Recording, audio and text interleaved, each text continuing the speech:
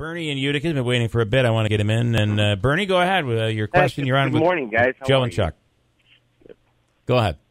Good morning. Can you hear me? Yes, we have you. Yep. Oh, yeah. I have a bit of a resume. I'm a building inspector. I do property preservation. I used to run Utica neighborhood housing years ago, so I'm very familiar with Center City, Utica.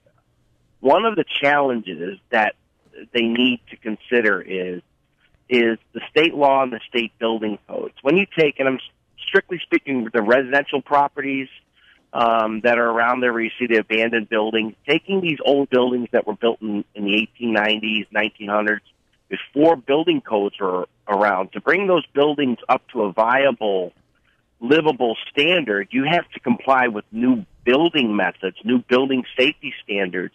And many times you're talking $130 to $150 per square foot when you can build new for $100 a square foot. It's just not cost effective to do it that way.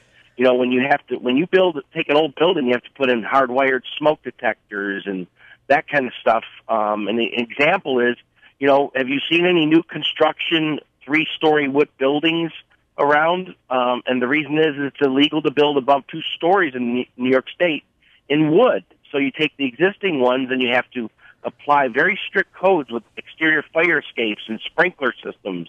It makes it, you know, a very hard thing to deal with cost effectively. So people don't invest. Bernie, I'm going to let these guys respond. Let me address part of that. Well, it depends on the building, first of all.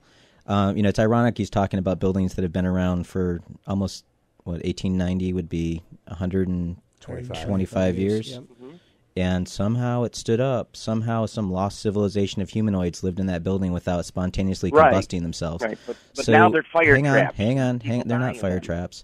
There are codes and there are historic preservation ordinances that you can utilize to basically bring the building up to a livable standard with a modest level of repair that are flexible. There are different ways to do this stuff that other cities have done to rehab their buildings. I mean, Cooperstown, we all go to Cooperstown and walk that main street, go to Clinton. Mm-hmm. You can see beautiful main streets that people aren't, spontaneously burning in the streets in with those buildings. So his point, though, was I understand it's expensive. It's expensive. It's more, which is why when a store comes in, a Burger King, for instance, why didn't they just rehab the building they had in North Utica? They just tore it down. Because they're designing that building on a depreciable basis to depreciate that building down to nothing in 20 years. A Walmart is designed to last 20 years. That's they the design point. these. The Burger Kings we're involved with, it's $140 a square foot to rehab it, $110 to demolish and build new. Right. So basically, Bernie, I'm going to let you go, but thank you for the point. It's financially rewarding to underinvest in your community. Yeah, the buildings that he's describing are essentially disposable buildings. Yes, it's very easy to build a disposable building a lot cheaper. And it's expensive. It has to be more expensive to take an old building from the 1800s and bring it up to today's standards. Not necessarily. And I think, Joe's an architect. I'm a civil engineer. It's not like we're neophytes when we're not. Well, you like guys, how am I supposed to argue with you? I'm a DJ, for God's sake. We're not downtown utopians saying, it'll all work. There are people around the country who are doing this successfully all over the place. Not saying it can't be done, but I do see Bernie's point when he says it's far less expensive to build new than it would be to rehab. Yeah, it's less expensive, but what's the long-term cost on that? So at least we agree on that. Fran is in Utica. Fran, 315-736-0186. You're on with both Joe and Chuck. Go ahead. Hi, Bill. Hi, Fran. I don't know any of this technical stuff you're talking about. I'm just talking about a Utica resident and how heartbroken I am to see people call my city a ghost town. Yes, we lost all our industries, all this and that. It's really sad. I think there's in the hospital downtown with the Bleecker Street traffic alone, from Bleecker and Albany going west, you can barely get down those streets. If you got a hospital going there, you got an emergency in East Utica, and they try to get there, I like to see what that's going to be like. Right. We've got 3 hospitals in Utica now. I'll give you an example of St. Elizabeth's. A couple of years ago, they redid a whole beautiful new section. They put the patients in there for maybe a month. They closed it down. Everybody's crammed.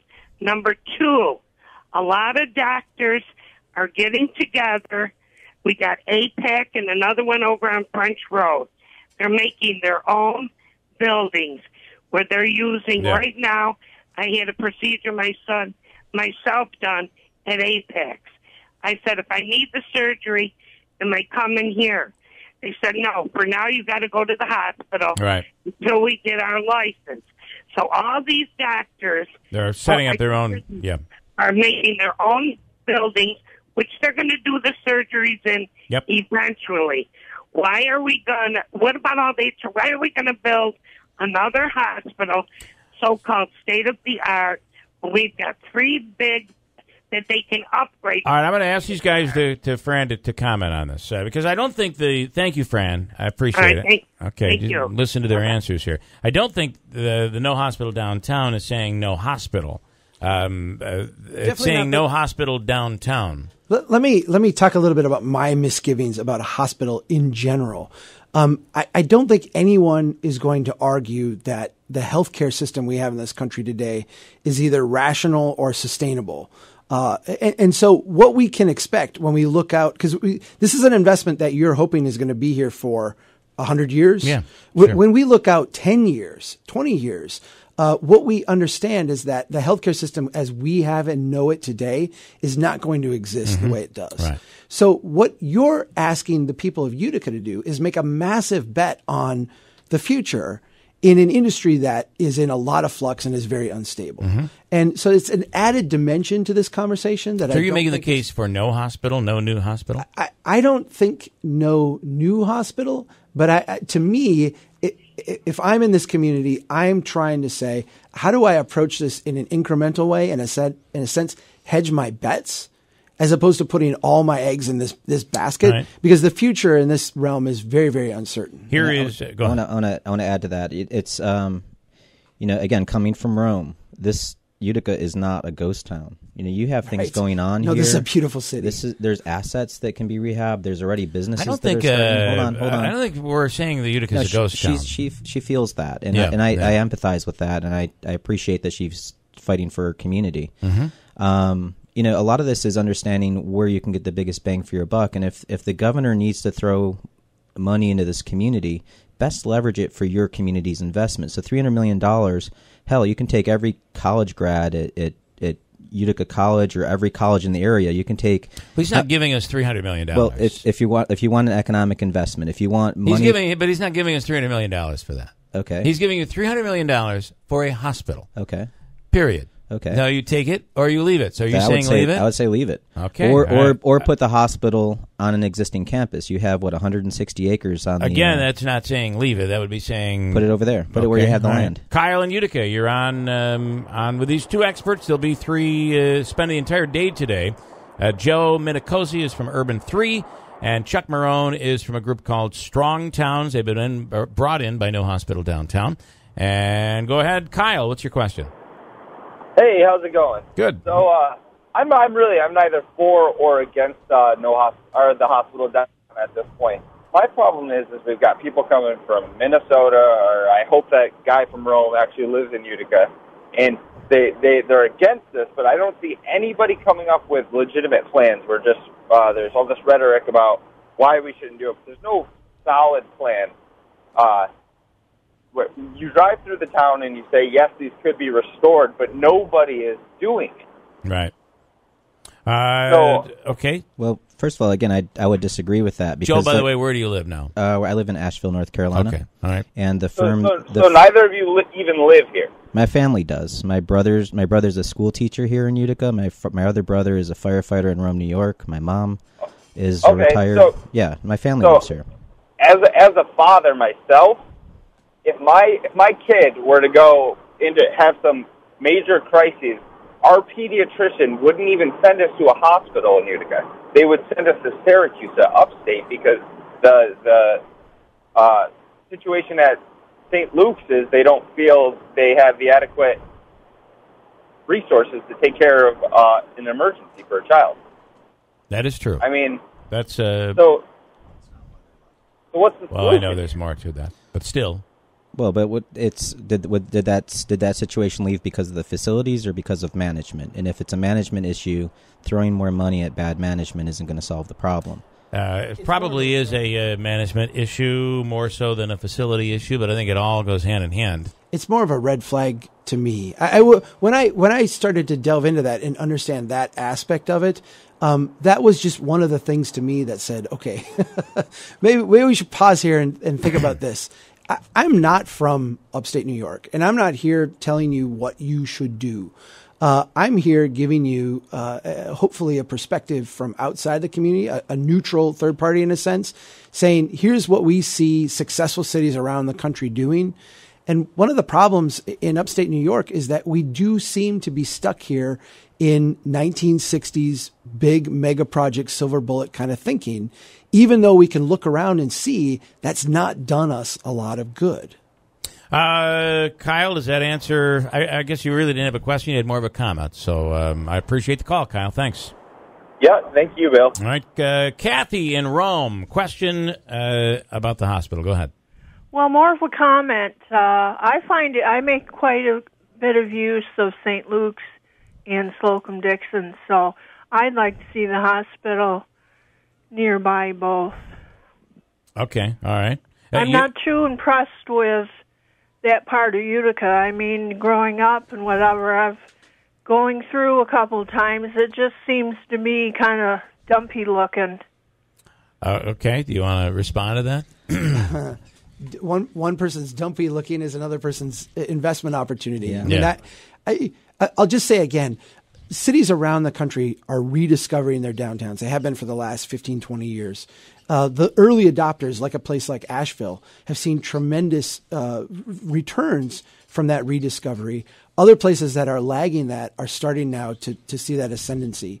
When I come here to Utica and I look at the city, I see nothing but opportunity. I see these neighborhoods just dripping with opportunity. And I think it might take some people with a little bit different thinking to open their eyes to that and realize the potential. Well, let me throw the numbers of Syracuse at you. So I typically take the agnostic approach of let's just do the math and do the data. It's a little harder when you're from Rome, when this is part of our community. Y'all are I've adopted the y'all word, by the way.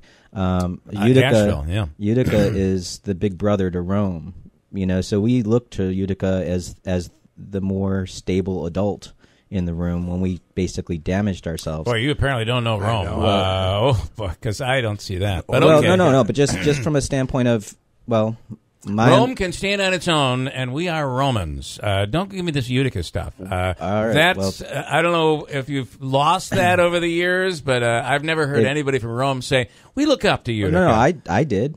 It ain't that way today. I'll use my example. I don't see it's the big city. You have the Boilermaker. You have all good things large that we can businesses. Talk about. But, We had the Air Force Base. You noticed when you said that both Manaski and I looked up because anyway. So the numbers. The numbers. The Armory Square area versus Destiny Mall.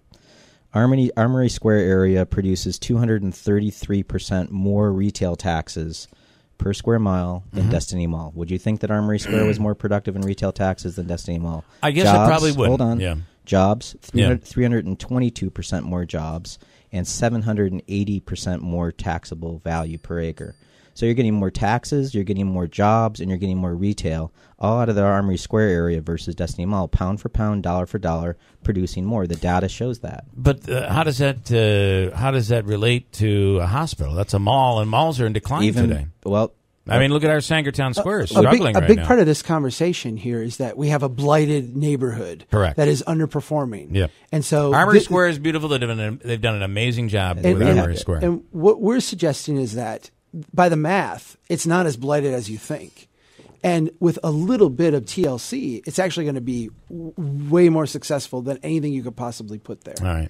Gentlemen, you have a busy day ahead of you.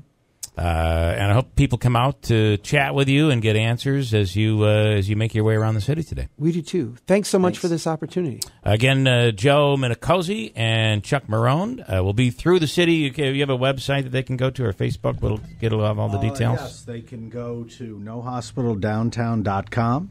On Facebook, they can go to #NoHospitalDowntown. Also, the new group of business owners in that area called Bud, and I think you've had them on, Better Utica Downtown, also has its website, and we'll be partnering with them as well today. And they're headed up by Will Corr and the Corrigans. And two events at the Radisson. And again, the two events at the Radisson, Fort 9 Schuyler a.m., come well. join us. 9 to 11, and then 2 to 4 with a Q&A from 4 to 5 again at the Radisson. Just those two. Big and then topic. the walks and talks. This is a big deal for this community. So, gentlemen, thank you so much for coming in. Appreciate it. While you guys are exiting, because I'm told you have to go, I do want to bring Sue on, who's been waiting, with a comment. Sue, you're on the radio. Good morning.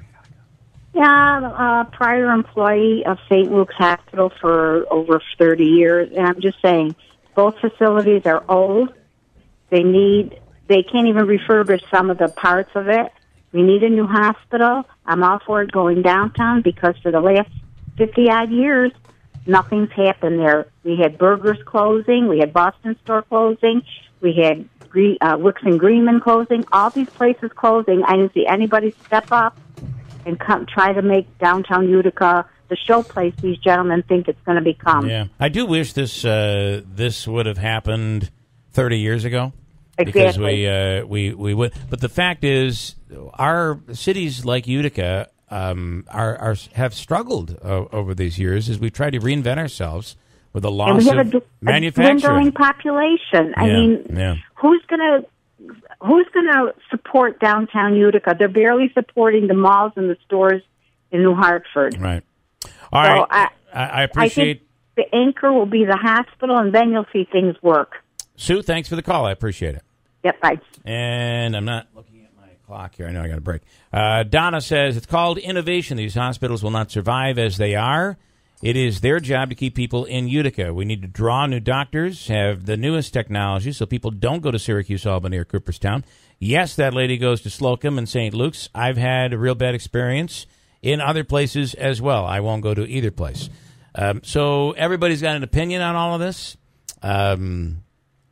It'll be interesting to see the reception that these guys get today in their approach. So we'll break.